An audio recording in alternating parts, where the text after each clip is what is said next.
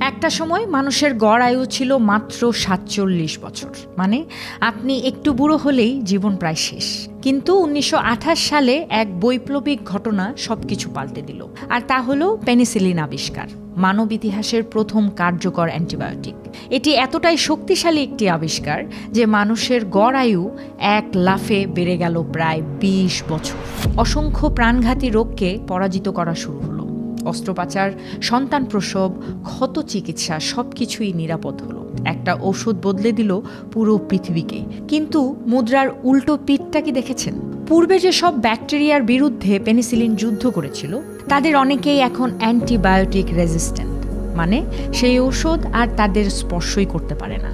যে ওষুধ মানুষকে ২০ বছর বেশি জীবন দিয়েছে, আজ সেই ওষুধই ধীরে ধীরে শক্তি হারাচ্ছে আমাদের ভুল ব্যবহারের কারণে। অকারণে অ্যান্টিবায়োটিক খাবেন না, পুরো কোর্স শেষ করুন। প্রেসক্রিপশন ছাড়া ওষুধ নয় একদমই। একটু সচেতনতার জন্যই জীবন বাঁচে, হয়তো আপনার, কিংবা আপনার সন্তানের বা আপনার পুরো পরিবারের।